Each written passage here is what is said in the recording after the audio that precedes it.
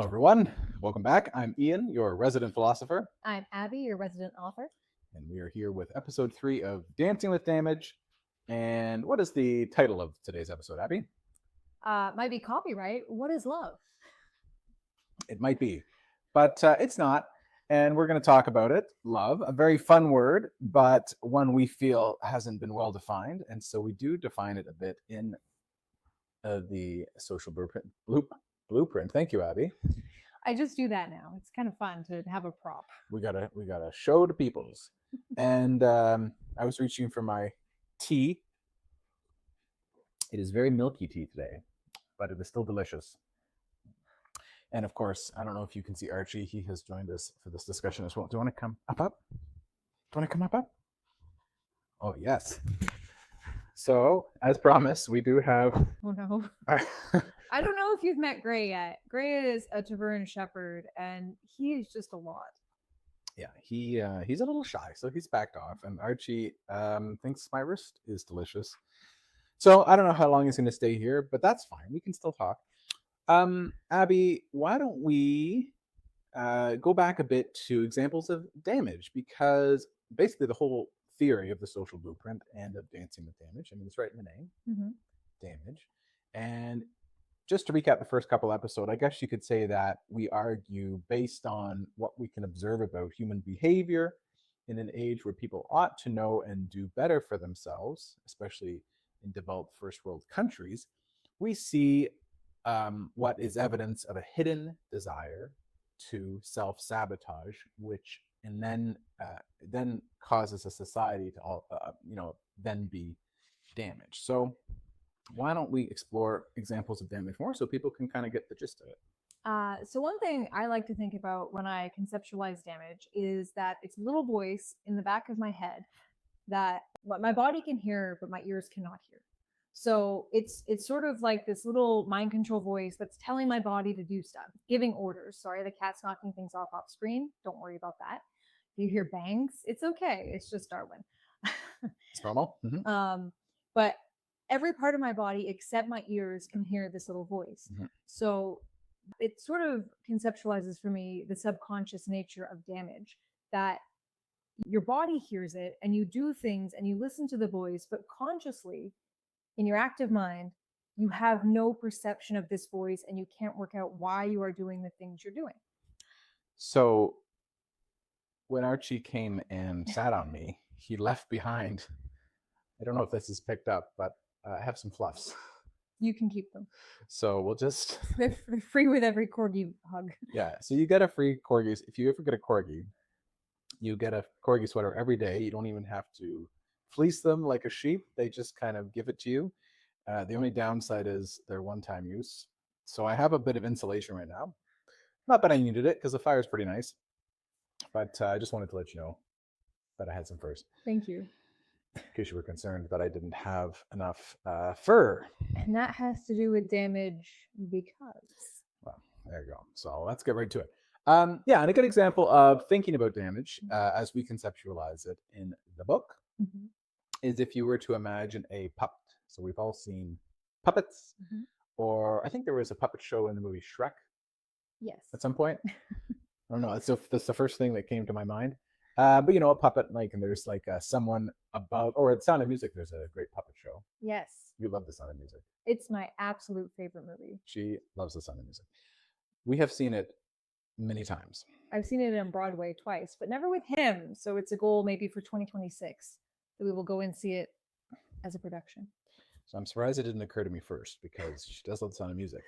But in the Sound of Music, there's a scene where all the children and the nanny, whose name is Maria, I did know this, and I guess she's a governess.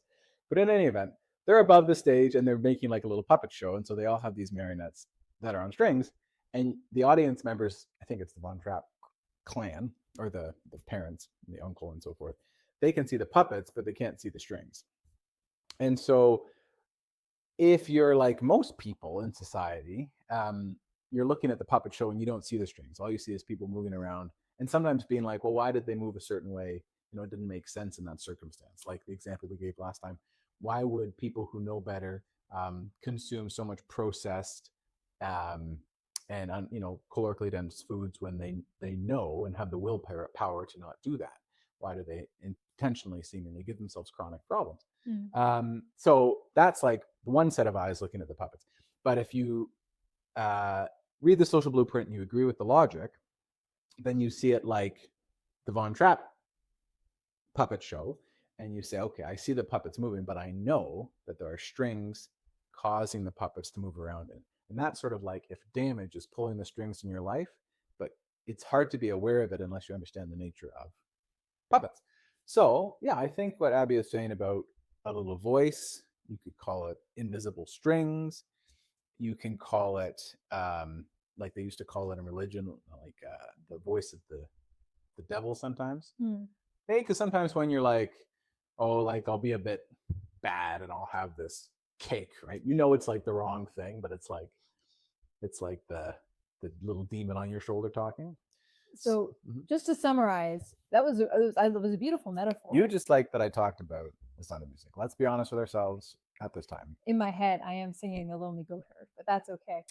I like to think a summary of your example would be damage is the puppeteer, and the strings are the damaged actions we all take in our lives. And the amount of damage we have is the number of strings controlling us. And all we see through, as though we are children and looking at the world through the eyes of children, as we see the puppets as in ourselves moving. And we just assume that is how it is. That is the entirety of the thing. But once you become alive to the concept of damage, and once you understand that it's real and how it works, and the more you watch our videos, the more of a master you'll become, the more puppets that might look like small real people become puppets. And you can sort of see, it's not the person who is doing these things, it is damage controlling them. And again, before you really wrap your head around the concept of damage, we accept that it's hard to recognize it right away. I always think of like an ornithologist. I am not an ornithologist, but I am pretty sure it's someone who studies birds. And so if a person is just normally hiking through the forest, they're like, oh, I see a rock, like, oh, I see a river, oh, I see a tree, like, how nice. How nice. What a nice walk I'm having. But if you walk through the forest with someone who's an ornithologist, as I have done, they're seeing the trail very differently. They're like, ooh, that's like a sycamore tree. And at the fork of that tree, there's likely to be like a family of brumble feathers. Grouse, maybe? Yes, a huge family of grouse. And like if you've gone in the woods with these people, they can actually, like, you or I, if you're not an ornithologist watching this, statistically, no problem. Unlikely. But if Abby and I walked through the woods, we wouldn't be able to find a bird's nest for a while. But if you walk through the woods with one of these people, they can kind of like they have a compass, like a homing signal. They're like, oh yes, the raven will make its eggs here, and like pluck them out of like some nook.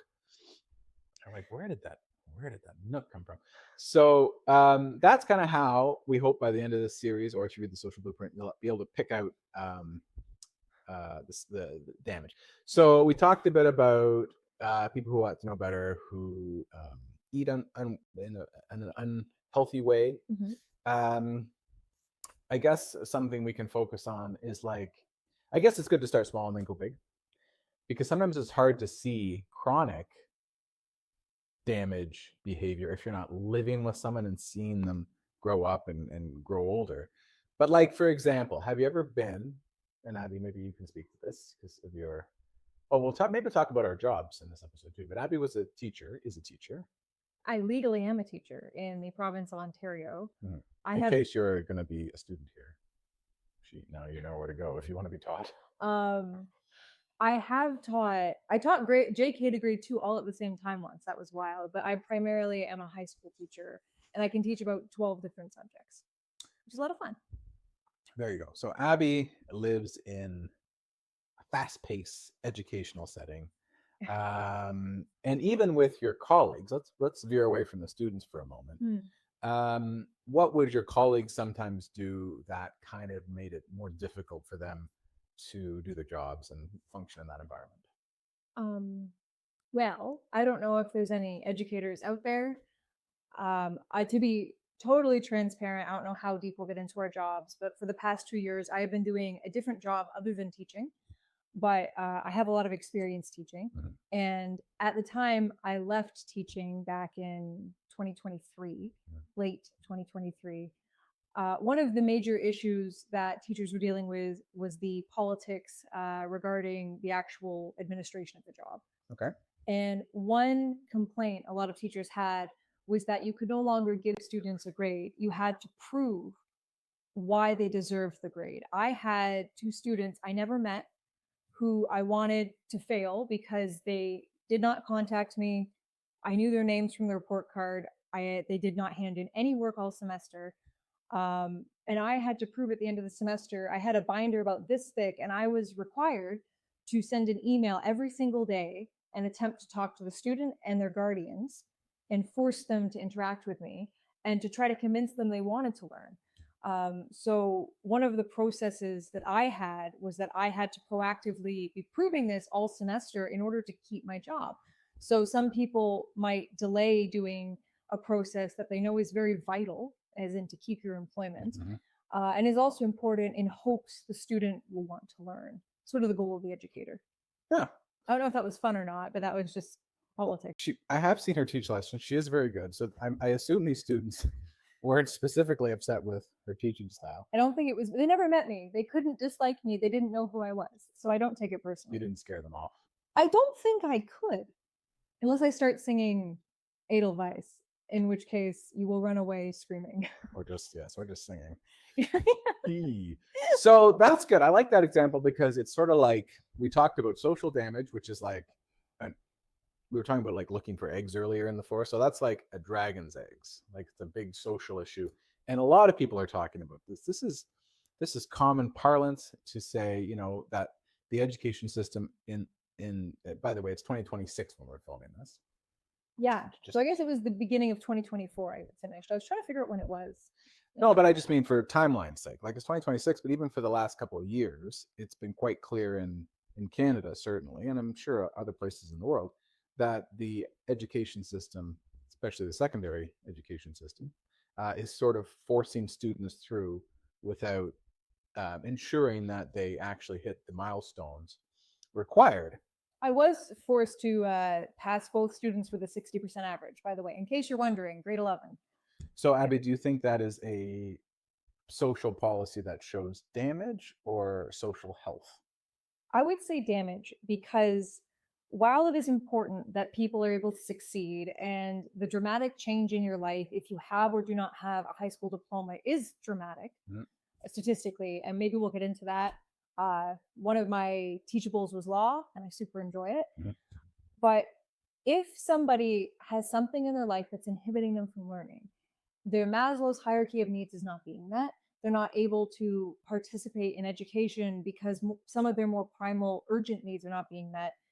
Passing them is not helping them because A, it means there's a more serious issue underlying that is not being addressed that we should be focusing on. And B, they're not having the opportunity to learn the vital skills that a diploma grants you, because it's not just having the diploma, it's having participated in the education and gained the skills and the knowledge. So I feel it's a disservice to students. I think it's important to not let them slip through the cracks and not just let them leave school and disappear into the fog. But I don't think, there's fog now. Very lost students and bad weather conditions. Yeah. Bad luck overall. But I do think it's vitally important that we allow people to address major issues and don't sort of brush them aside, because it's almost worse. Would you agree, before I get into my analogy, would you agree that even students who aren't struggling in Maslow's hierarchy are still sort of being ushered through without really meaningfully testing their mettle? Oh, absolutely. I mean, obviously, there are a lot of different contentious social issues regarding young people and education nowadays, and there is an increase of people who are just disrespectful and don't see the value in education when the internet exists, and that's an entirely different problem. So yeah, it is widespread, and there are many caveats to that. But I was mostly focusing on my example of the two students who I had to pass who I never met, because that was a more intense situation. Yeah. So broadly, if we're identifying social, now this is like a societal damage is sort of allowing students to go through the education system without really learning anything. It's like you could compare it to someone who has to run a marathon. So I ran a marathon, not very well, but I did back in the day, and I did it with my sister actually, and she trained, every day for quite some time, a few months. She started with like a 5 kilometer run, and then she went up to a 10, a 20, and then I think she even did two, full marathon tries before the actual marathon, which was in a different province altogether than Ontario. It was quite an event, like quite a to do. And I didn't realize that at the time. I was younger, and I was like, you know what? I feel athletic. That should be enough to get me through. So training, maybe I ran 2 5 kilometer runs, and I was like, well, 40 kilometers. I mean, that's really, how many times does 5 go into 40? Can't even. It's not even more than 10. What a joke. And so you can imagine what happened on race day. What do you think happened? I know this story. I'd like you to tell the internet what you did. You know this story? Yeah, I've laughed at you many times. See, that's one of the problems when you've been married for a while. You think you have secrets. No secrets.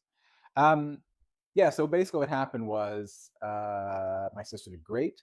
And at the end, she was well, she wasn't injured. Myself, however, I had blisters all over my feet. There was many periods I had to walk. I think I had to walk the last 10 kilometers or something. Um, you know, and I didn't have a good experience, and I didn't do very well. And that's the same way that if a young person is sort of pushed through an education system without actually fulfilling the purpose of that system, which is like to build the calluses on the feet of the runner, which is to increase the lung capacity, which is like maybe making sure their social skills are good, which is having enough red blood cells before you go into the race, so you have good oxygenation. And that might be like discipline, the ability to do an assignment and follow through and be on time.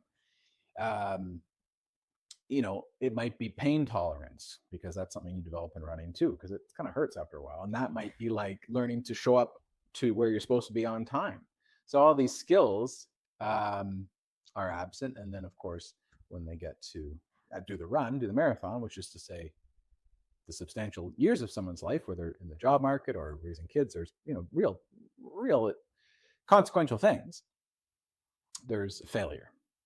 And so that is a real social problem we're seeing around the world. And again, isn't it interesting that everyone kind of knows this? There's a consensus about it. The scientific community upholds that idea. And yet governments seem resistant or unwilling to change it. And our theory is because there's so many damaged people in societies that allow that, that it's not rising to the forefront of the political agenda. So that was the dragon's egg that Abby was raising about schools. Now let's look at the smaller. Can I just say that was really well said? He merged that with my example. That felt staged, but we have an idea when we film these videos of sort of a main point we'd like to cover, but we don't have a script. We're just sort of talking to you as though we've invited you into our home to have some hot cocoa at night for some reason, maybe watch a Disney movie and have a chat about the meaning of life. Normal stuff humans do.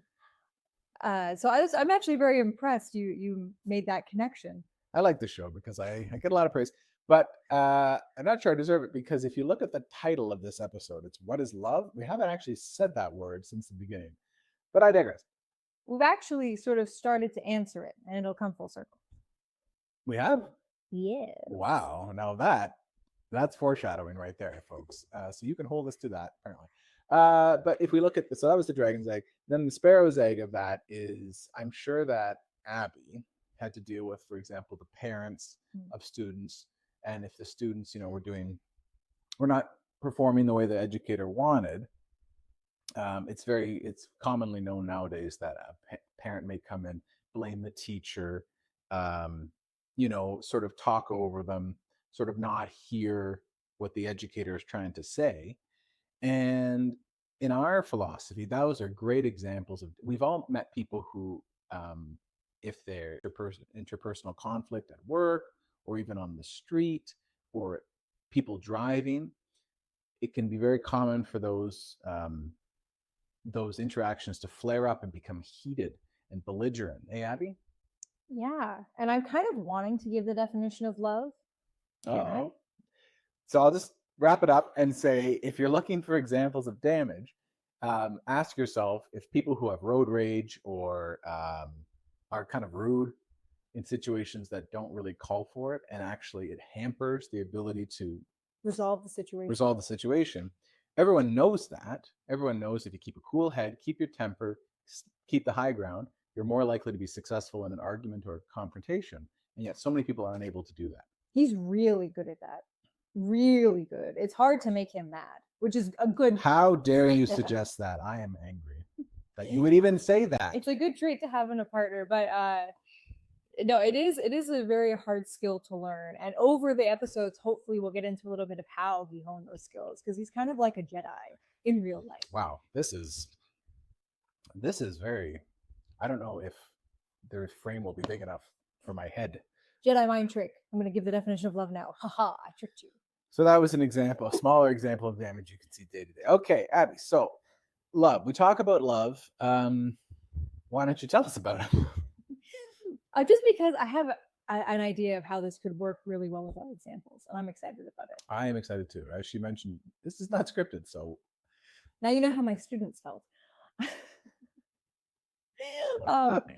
So we define love as the ability to make sacrifice for somebody else in a way that is not self-fulfilling or self-indulgent. So if, for example, a mother cares for her young baby and the baby's crying in the middle of the night and is very, very sad, and the mother goes to comfort the baby, there's no one there giving her an award, cheering for her. Her partner, if they are physically present, is probably asleep or, saying, it's your turn now, not my turn. And that is a form of sacrifice, because that helps the child have nurturing and grow up to be a positive person. I don't know why you're laughing at me. I for some reason, when you talked about the partner who was probably asleep, I was like, they're probably on YouTube posting negative comments. And I don't know why, it just kind of stuck with me. And I was like, that's really mean. They should help with the kid. And I couldn't get it out of my head. But I like where you're going. I mean, we've met some interesting people in the world. Hopefully you're a better person than the one Ian's thinking of. But that is considered an act of love, because it is sacrifice for no gain. If, as an example, you donate $100 to charity, but you film a post about it for social media and you tell everyone about how great you are and everyone praises you for how great you are, yes, it's a nice thing to do, but that isn't a sacrifice. It's not showing love, because you're getting an alternate reward for those actions. You're getting praise. You are telling everybody about how great you are, and presumably their perception of you is altered, and you're getting all these virtual high fives, maybe real high fives. So it's not the same. I'm just excited because it ties back into our examples, because in the education system, showing love or sacrifice would be not allowing students to pass unless they have shown sufficient ability, because they need those skills to continue on in the real world. And it's hard. And sacrificing is a very hard thing to do. It's not something, that is just, you can just decide to do it. You have to put an effort to make a sacrifice. What if I sacrifice like a goat? No, not even funny. No? Not even funny. I mean, it's been done though, right? We're not talking about that. So yeah, this is a critical element of the social blueprint, because let me get it here. I just love, we have to do this to show you the cover. And it's a critical element because we start with the position that damaged behavior is negative and wrong to do, and that the opposite, healthy behavior, which is right behavior, is good to do. And one way of thinking of damaged behavior is a lot of people will call it selfish behavior. Selfish means me first, I'm the most important, and I'm the center of the behavior and the beneficiary of the behavior. So, that Abby's talking about the educational system. It's a damaged social behavior. That means if you're in the government and you're responsible for that kind of thing, then just allowing everyone to go through makes it easy on you, because as the governance, there's nothing to do. You don't have to take any action. It's just sort of the natural state to sort of let people go through. No one is complaining. No one is complaining, to the level that it would concern governance. But Abby's right. If we look at the opposite, so we're trying to make society healthy, we're trying to make people healthy. So if selfishness is akin to damage, and we also have to make the connection that selfish behavior is usually beneficial to the user in the short term. They may experience some benefit in the short term, but in the long term, it is negative to the user. An example, easy example, I want to eat a bunch of Oreos every day. Delicious. Delicious. Not healthy. Every day you're getting a nice sugar high. Nom, nom, nom, nom, nom. So they're vegan. What is the cream made of? There's no dairy. Anyway, sorry, that's a question that's been bothering me every time I eat a sleeve of Oreos. Wow. There you go. Every Oreo she chews, she ponders the question. What is this? What actually am I consuming? Yeah. Like, what animal or plant does this come from? Not an animal. They're vegan. Can't be an animal. Or if it is an animal, it's like a sentient rhubarb. Would be rhubarb. Rutabaga. Something sweet. I mean, it says it's cream. Creme. No dairy. Freaks me out. Anyway, sorry. No dairy. So despite not knowing what chemicals are in these strange products, so maybe we have a bit every day. And so in the short term, and we call this behavior selfish because, again, if we harm ourselves and make ourselves unwell, not only do we affect our own productivity, but our ability to support our dependents and society as a whole. We cripple ourselves, make ourselves less useful in this precious life. Yeah. Can we extrapolate on that? Oh, wow. I think we can. Thank you for indulging me. I'm going to have some tea. In the short term, if you eat a lot of junk food, you can usually feel unwell. Your body gives you a signal that says, hey, you're kind of poisoning yourself. I'm sure we've all felt that. We've eaten sugar or too much sugar, and then you feel kind of tired and sluggish. Sometimes your tummy hurts, you get a headache. Sometimes you can't sleep. It's all very chaotic. So the short term, the negative impact or the damage from eating too much junk food as a one-off is still present. But as you compound that over years or several sessions of junk food, all of a sudden it turns into chronic illness. It turns into potentially weight management that you cannot manage and inhibits your ability to physically move and to hold down a job. It might impact your depression, your mental health. You might get sort of additional negative factors that you have to exist with. So all of a sudden a life that could have been very productive, where you're able to do nice things for people and show people love, now all of a sudden you have to just deal with all of these health conditions. And unfortunately, unless diet and exercise is the primary factor to change those conditions, a lot of medication has negative side effects, which causes additional health conditions the longer you take them. So it's sort of a spiral. I just wanted to show the short and long term damage from the same action. Yeah, and we're not saying that if you have, diabetes or cardiovascular disease, that you're someone who can't contribute. But, think of it like, we'll go back to the marathon runner. Mm-hmm. Okay. If marathon running is like fulfilling a useful social purpose and being very productive and helping others in society, which we all know is generally a positive thing, then burdening yourself with issues like massive debt, difficult relationships, and anything that causes general unwellness. That would be like if putting a bag of rocks on your back or weights on your shoes. So suddenly you can still run, but it's just so much harder. You're just not going to be as effective. And again, we always go back to the scientific community, who encourages us and says you're more productive, you're more happy, you're more cheerful, you're more likely to be socially conscious if you're not dealing with your own issues. The expression is, a wounded healer can't help anyone. And I guess that comes from the idea that if you're a doctor and a tree falls on you, where is this doctor practicing? They rural medicine.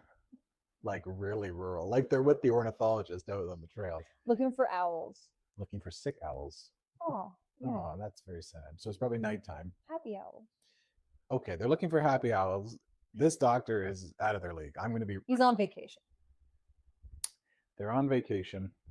And the point is, if you went to the hospital and the doctor was all crushed by a tree, they couldn't help you. And in the same way, we all have to be. It's cliche, but we want to be the best version of ourselves. But it's not cliche when you consider how damaged behavior really puts those rocks on your back. So, okay, I think probably we didn't really close in on. We talked about. Thank you, Abby, for talking about love. I think in the next episode we're going to dive into it more. Just bear in mind that we talked about damage being selfish behavior and love being sacrifice. And I think in the next episode, Abby, we will drill down on that. Yeah, they're diametrically opposed. How fun. Nothing like opposition to get the conversation going. So thanks for tuning in. Thanks for checking out the Social Blueprint if you want to. And Abby, what do you think? I hope you have a great day.